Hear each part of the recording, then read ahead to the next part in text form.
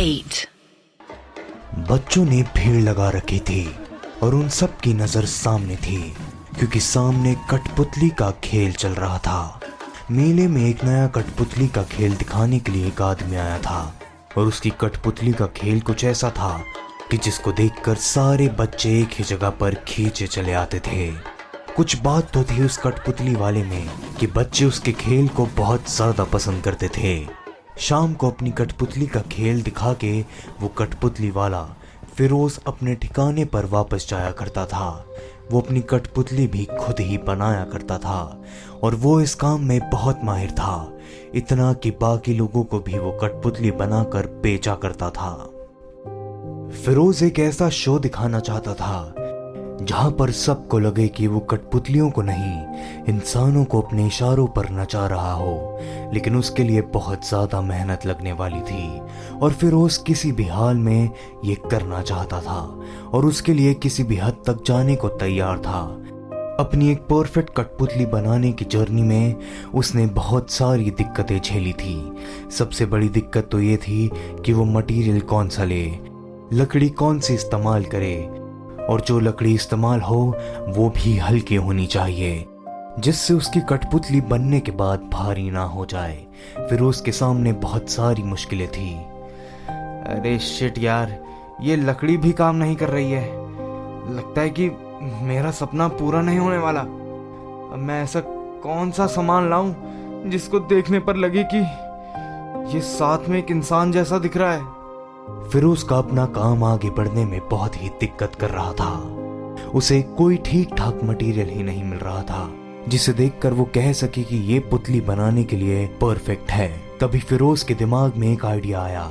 उसने सोचा कि क्यों ना वो पहले किसी बच्चे के साइज की कठपुतली बनाए और उसे परफेक्ट करे। अगर बच्चे के साइज में परफेक्शन आ गया तो बाकी साइज में भी वो परफेक्शन लेकर आ जाएगा। हाँ, ये सही रहेगा। पहले मैं एक बच्चे के साइज को परफेक्ट कर लेता हूँ, फिर आगे की बनाऊंगा। फिरोज ने ऐसा ही किया। वो अपने काम को एक कॉपी में अच्छी तरह से डॉक्यूमेंट करने लगा और अपने सारे सक्सेस और फेलियर्स को नोट किया करता था और कुछ एक दो अटेम्प्ट के बाद मटेरियल की भी प्रॉब्लम दूर हो गई। अब फिरोज अपने काम को अच्छे से कर रहा था और काफी ज्यादा इम्प्रूव भी हो गया था, लेकिन अभी तक परफेक्शन से बहुत दूर था। फिरोज अपने काम में इतना ज्यादा बिजी हो गया था कि वो अपनी गर्लफ्रेंड को भी टाइम नहीं दे पा रहा था। उसकी गर्लफ्रेंड भी फिरोज से कई दिनों से कांटेक्ट करने की कोशिश कर रही थी, इसलिए वो आज खुद फिरोज से मिलने आ गई। फिरोज अपने वर्कशॉप में काम कर रहा था। घंटी की आवाज सुनकर उसने अपने काम को छोड़ा और सीधा दरवाजा खोलने चला गया। दरवाजे पर उसकी गर्लफ्रेंड थी और अपनी गर्लफ्रेंड को देखकर फिरोज काफी खुश हो गया। अरे फिरोज यार, मैं तुम्हें कब से फोन कर रही हूँ, ना मिलते हो ना फोन उठाते हो। मुझे समझ नहीं आ रहा था कि क्या मामला है, इसलिए खुद ही चेक करने आ गई। कहाँ हो आजकल? कहीं मेरे पीठ पीछे तुम किसी और के साथ चक्कर तो नहीं चला रहे ना? फिरोज ने कहा। अरे आरती, ऐसा कुछ भी नहीं है। बस तुम्हें तो पता ही है मेरा पैशन प्रोजेक्ट के बारे में। मैं एक परफेक्ट पपेट बनाने में लगा हुआ हूँ और बस उसी में बिजी चलता रहता हूँ। आरती फिरोज से नाराज लग रही थी। उसने कहा कि वो सब तो ठीक है, लेकिन कभी उसके साथ भी वक्त बिता लिया करे। आरती ने आगे बोला कि कभी कभी काम से ब्रेक ले लेना चाहिए, इसलिए फिरोज ने बोला कि वो आज काम से ऑफ ले लेगा और अभी से अपना टाइम आरती के साथ स्पेंड करेगा। आरती ने अच्छा सा खाना बनाया और दोनों बैठकर वो खाने लगे। आरती को अचानक से न्यूज याद आई। अरे फिरोज, तुम्हें पता है तुम्हारे घर से 2 गली छोड़कर जो मोटी सी आंटी रहती थी ना, उनका बेटा गायब हो गया है। सुमित, तुम तो जानते थे ना उसको? फिरोज ने जैसे ही ये खबर सुनी उसे एक झटका सा लगा, क्योंकि वो सुमित को थोड़ा बहुत जानता था। कुछ देर और साथ बैठकर आरती अपने घर चली गई और फिरोज फिर से काम में लग गया, लेकिन फिर से उससे गड़बड़ हो गई और उसने उस अनफिनिश्ड कठपुतली को छोड़ दिया। कुछ दिनों बाद फिर से आरती फिरोज से मिलने आई। फिरोज, तुम्हें पता चला उस मोटी आंटी का बेटा मिल गया, लेकिन उसकी लाश के तो कई टुकड़े हो रखे थे। कुत्ते उसे नोच नोच कर खा रहे थे। पहले तो किसी को उम्मीद ही नहीं थी कि वो मर सकता है, लेकिन जब उस लड़के का सर मिला तो सबको पता चला। पुलिस तो इस केस को सीरियसली ले ही नहीं रही है। और तो और कॉलोनी में से और भी बच्चे गायब हो रहे हैं। फिरोज को ये सब कुछ सुनकर काफी दुख हुआ। फिरोज को दुनियादारी की कोई खबर ही नहीं थी, क्योंकि वो अपने पैशन प्रोजेक्ट पर काम करने में लगा हुआ था और उसका पैशन कब उसका ऑब्सेशन बन गया था उसे पता ही नहीं चला। नए दिन पर फिरोज फिर से मेहनत करने में लग गया और अचानक से उसका कोई सामान खत्म हो गया। बिना कुछ भी देरी किए हुए वो सीधा मार्केट चला गया, लेकिन जल्दी जल्दी में वो अपने घर को लॉक करना भूल गया।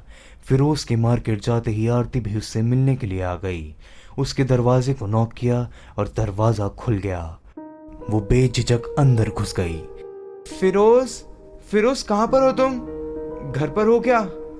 लगता है फिरोज घर पर नहीं है। कहाँ चला गया दरवाजा खोलकर? वो तो अच्छा हुआ मैं आ गई।